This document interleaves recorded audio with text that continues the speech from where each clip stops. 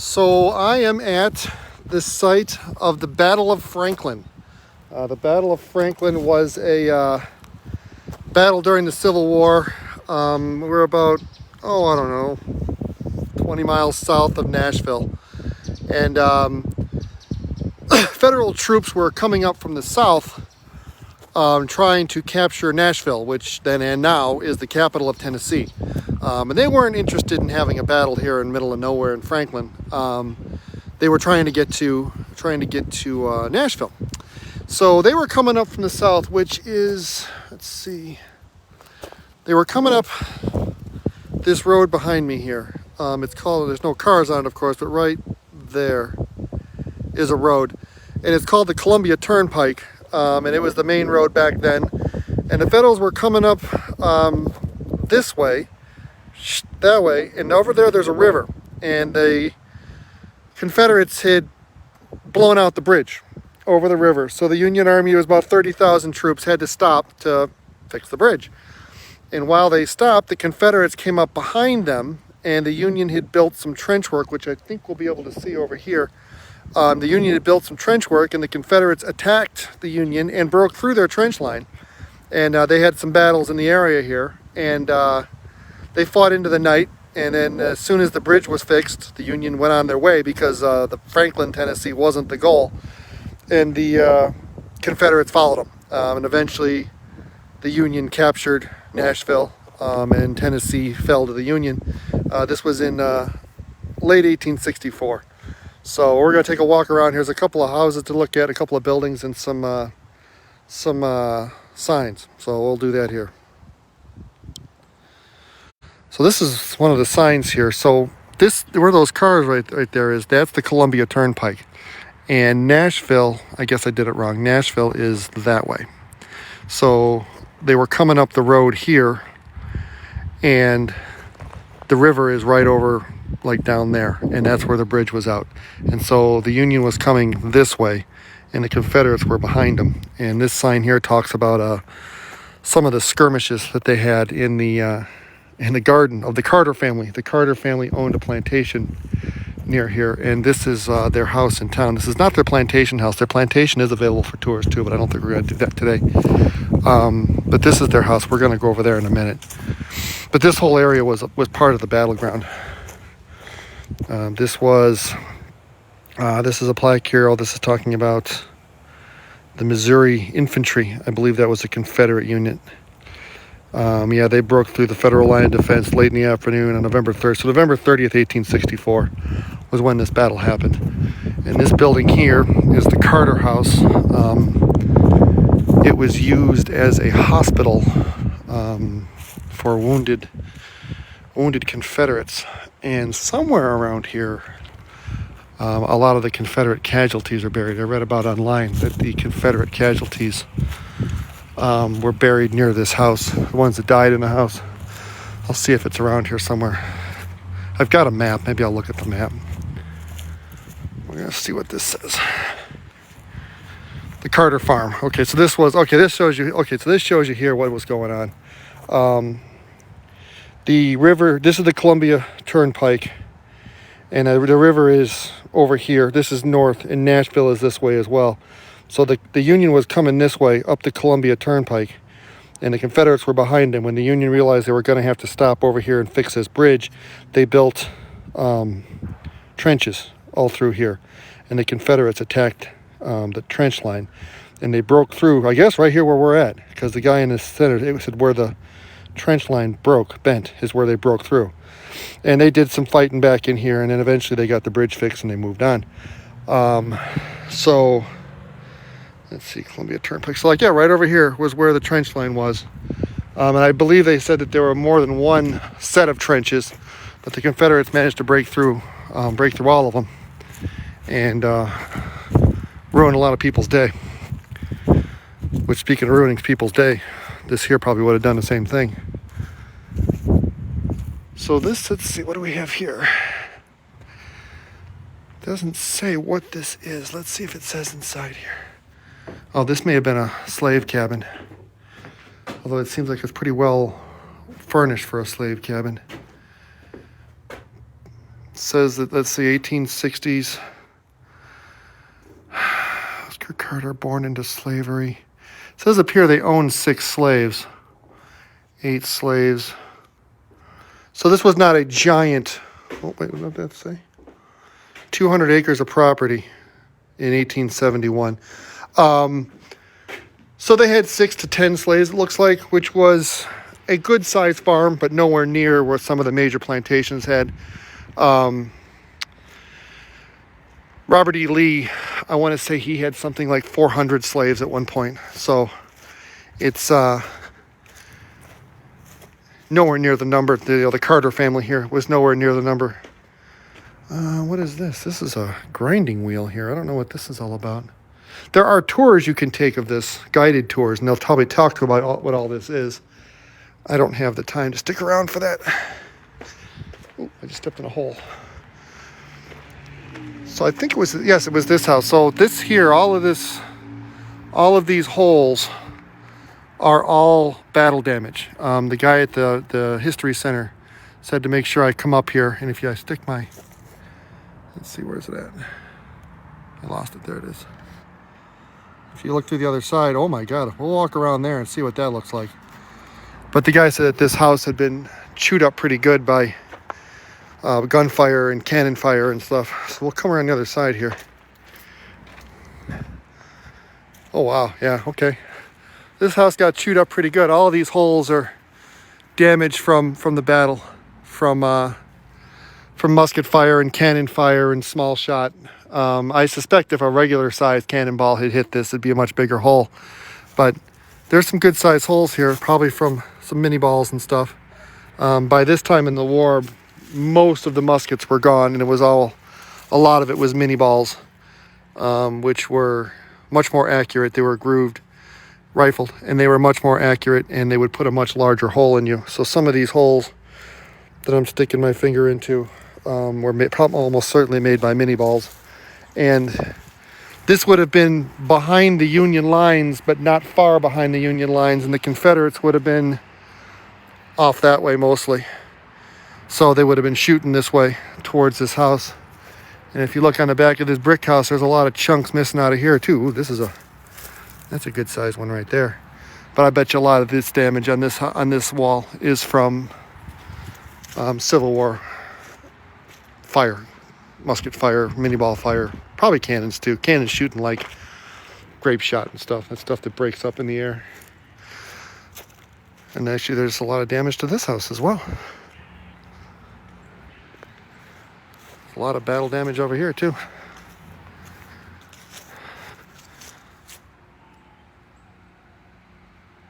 So yeah, not a good place to be if you're a soldier. But guess where the soldiers were? Come around the corner here and see what's over here. This is called the Carter House. This was like the main farmhouse.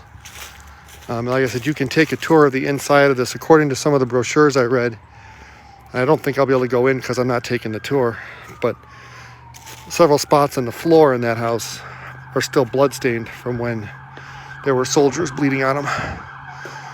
This is the kitchen.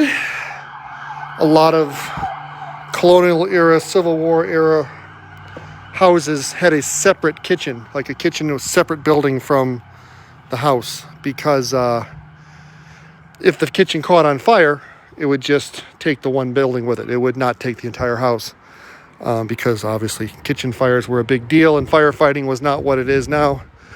They would keep the kitchen separate from the rest of the house. So this says the Carter House.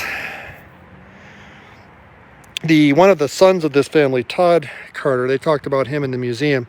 He was a soldier. Oh, there he is, Todd Carter. He was a soldier in the Confederate Army who was here at this battle, and he was killed about 200 yards from his house. So here's his house. He died 200 yards. Actually, he was shot 200 yards from his house. His family came out to the battlefield and found him and brought him back, and he died in the house a couple days after the battle. And they actually have the bullet that they took out of his head in the museum back here behind me. So we're going to take a walk up here. I don't think we'll be able to go in because I'm not doing the tour.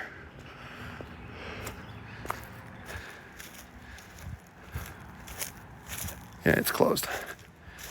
The next tour is, I'm not going to be able to stick around for the next tour, so I got to Didn't take the tour. I'm just walking around the grounds. There is something, I may try and walk across. This is the Columbia Turnpike here. This is the main road that the Union and the Union was marching up this road north to get to Nashville, and the Confederates were following them. There's supposed to be, I think it might be over there, there's supposed to be a couple of signs across the road indicating where various things were on the day of the battle. But I don't think I see some, I think it's over there. I might walk over there real quick. This is about the house itself, built in 1830. The federal general made his headquarters here, but then they used it for wounded soldiers. Let's see if I can get across the street. The guy at the visitor center said, "Be careful crossing the road." Like, my brother, I'm 50 years old. If I haven't figured out how to cross the road at this point. Yeah, looks like there's some stuff over here. We'll walk up over here.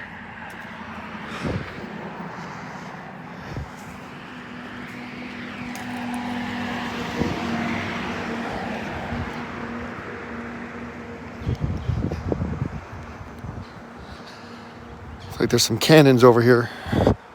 Hughes Miller House, 1875. I don't know if this is a private residence or if this is a historic site. It's like a private residence. Well, maybe not. Might be a business. So this is another part of the battlefield.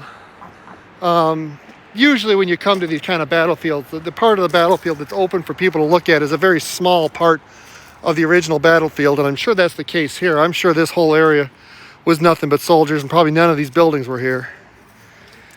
This says, let's see, the Carter Farm.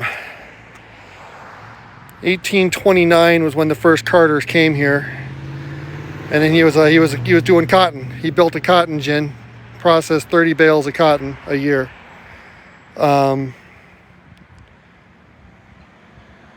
Grew more corn. Cotton seems so tedious and expensive to manage. I dread it. That was he died in 1871, so that was somebody who took over the farm after the Civil War.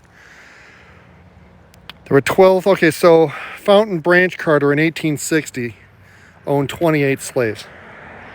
So it was by no means a major plantation, but it was not a small operation either, with 28 slaves. I'm standing where the 1st Kentucky Battery Light Artillery, United States, Kentucky, was posted during the battle. So I'm on the Union lines right now, and the cannon are facing that way because that's where the Confederates were. And all they were trying to do was defend long enough for the engineers to get the bridge fixed down the road. And the Confederates, I guess you could say the Confederates won this battle because they broke through the line. But they didn't really win because the Union got the bridge fixed and they got over the river. And 2 weeks after this battle, the Battle of Nashville happened, and Nashville fell, and there went Tennessee's capital. So, if anything, the Confederates won a temporary victory here. Let's see what this sign says.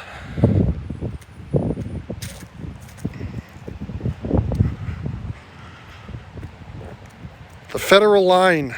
This is just saying that the Federal Line is right along where we're at here. I think that this row of rocks here, I suspect that's where some trenches were. And because there was another set of rocks like this on the other side of the road back over towards the farmhouse. So I suspect this is where at least one of the trench lines was, that the Confederates ended up breaking through, but not in time, again, not a time to stop the Union from fixing the bridge.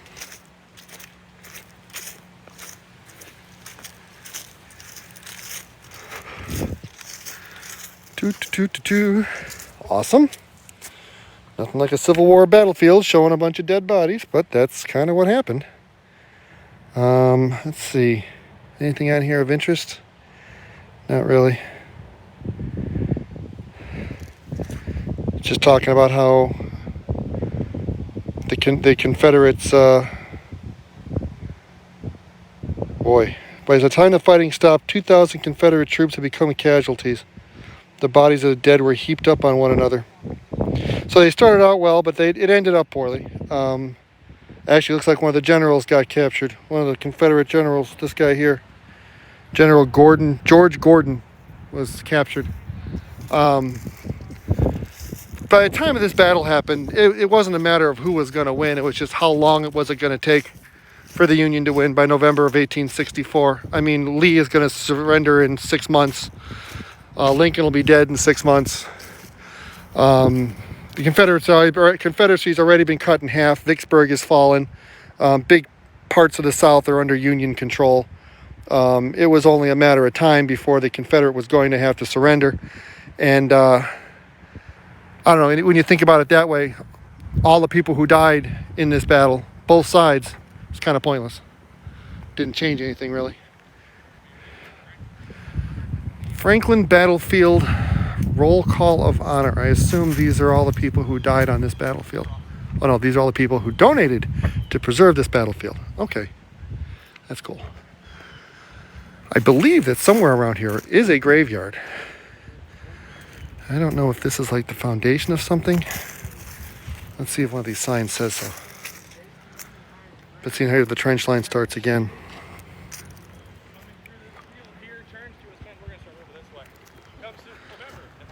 Okay, this is where the cotton gin was. They talked in the building. They had built a cotton gin, and the Union had tore the cotton gin down, the building and the gin itself, down to build, to add to their trenches, to add to their defenses, their breastworks. So that must be what this is. It's where the cotton gin was. And this talks about how they rebuilt this farm after the war. So yeah, this is trench line right here. And here you got somebody's house, which that always is crazy to me, that like somebody just like lives here and this is like their house and it's next to the battlefield. We'll take a look at this one out here. I think there might be a little something over there. Maybe we'll take a quick walk over there.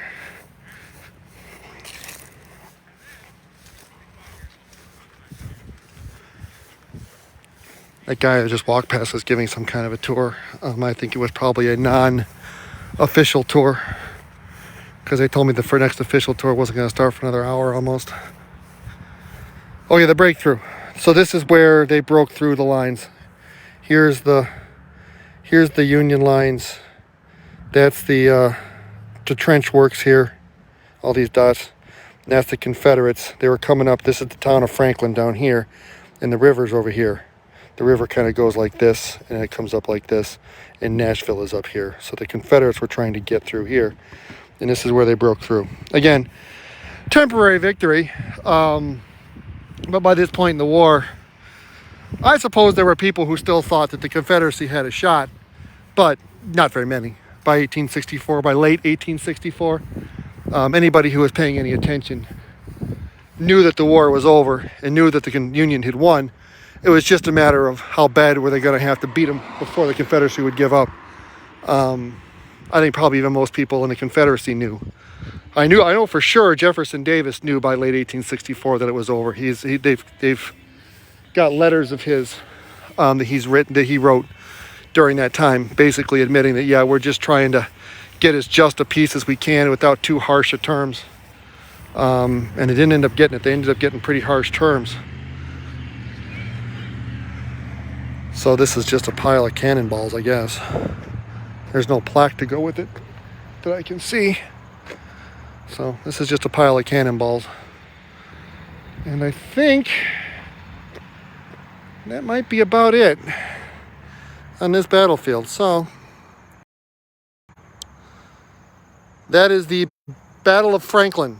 More of a skirmish, really. It wasn't a full-out battle. By this time in the war, the Confederacy really didn't really have the personnel to put into a full battle, and the Union wasn't fielding giant armies either, for several reasons. Partially because they were having a hard time keeping them supplied.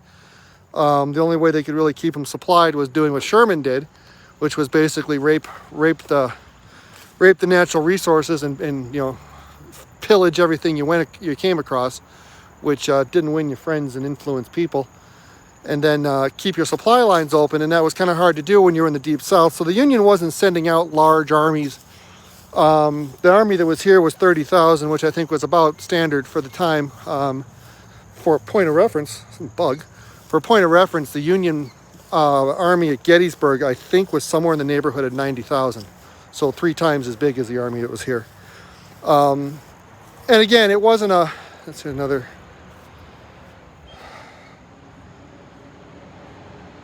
I don't know, they said, they made it sound like there was a cemetery near here where a lot of the war dead were buried, but I haven't found it. But anyway, it wasn't a major battle. The 2 armies weren't that big. And it was a very limited engagement. The Union wasn't trying to fight. They were trying to get the bridge fixed. The Confederacy wasn't really trying to fight. They were just trying to hold them up long enough to get more people to defend Nashville. So it wasn't like, you know, fighting each other here wasn't the goal. And I think that the final result kind of told that. I mean, Confederacy broke through the lines. They killed some people, but the Union won the battle because the Union got the bridge fixed, and they got to Nashville, and they took Nashville. So in that regard, I think the Union won the battle. And like I said, by this time in the war, everybody knew the Union was going to win the war. It wasn't really a matter of how does the Confederacy win the war. It's how did the Confederacy get out of the war with its honor intact and at least a few of its people alive. So anyway, that is the Battle of Franklin. If I come up with anything more interesting along here, I'll turn the camera back on, but I think I'm just about done. So everyone have a good day.